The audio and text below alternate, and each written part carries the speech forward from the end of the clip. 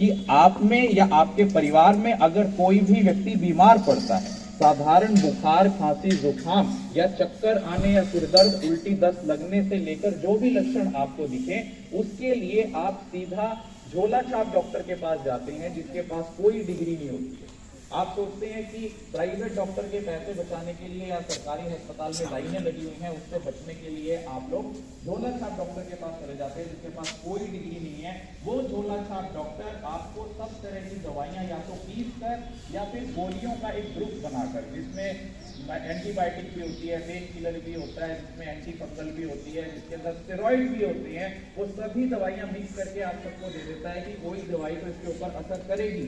और जो सबसे छोटी गोली उसके अंदर स्टेरॉइड की होती है, वो स्टेरॉइड की गोली आपके शरीर पर ऐसा असर करती है कि बीमारी के लक्षण ढक जाते हैं, और नेक्स्ट टाइम जब वो बीमारी आप में होती है तो वो और बढ़कर आप लोगों में अपने लक्षण पैदा करती है। फिर जब आप डॉक्टर के पास पहुंचते हैं, क्वालिफाइड डॉक्टर के पास, तो आपको पता लगता है कि ये बीमारी उस स्तर तक पहुंच गई है जिसमें आपको बड़े हॉस्पिटल्स की या और लंबे ट्रीटमेंट की जरूरत है।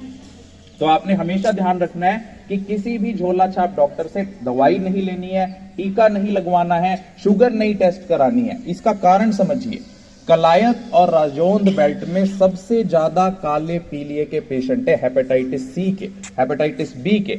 सबसे ज्यादा पेशेंट्स इस समय हरियाणा के कुछ जिलों में हैं, उनमें से कैथल का भी नाम है। उसका कारण क्या है कि ये जो झोला छाप डॉक्टर्स हैं, ये इंजेक्शंस जो लगाते हैं, आपने अक्सर सुना होगा कि एक सुई से दूसरी सुई को अगर आप पेशेंट को यूज कर लें तो हेपेटाइटिस सी, हेपेटाइटिस बी और एड्स हो सकता है।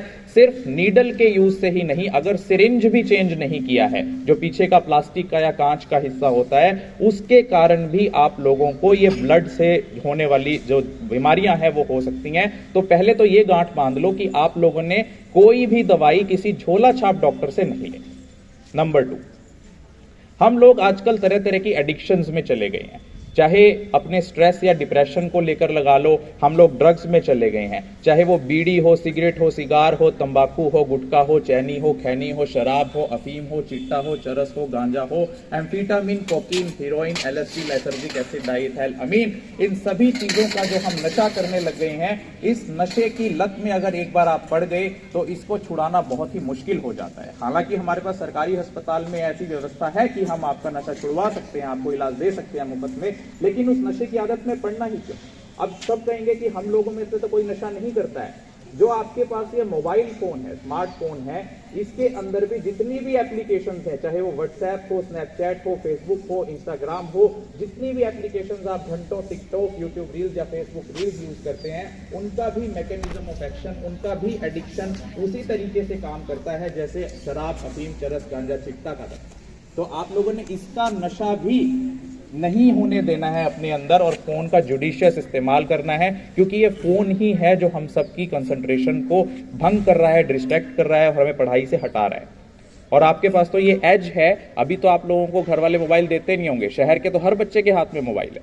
पैदा होते ही 2 साल का जब वो बच्चा होता है तो खाना खाने के लिए उसकी मम्मी उसको मोबाइल दे देती है, ले बेटा मोबाइल दे रही हूं तो खाना खा ले। मोबाइल तब मिलेगा जब तू खाना खा लेगा। तो नेगेटिव कंडीशनिंग हो रही है। आप लोग अभी भी इससे बचे हुए। So never fall in addiction of smartphone, never fall in addiction of any kind of substance abuse.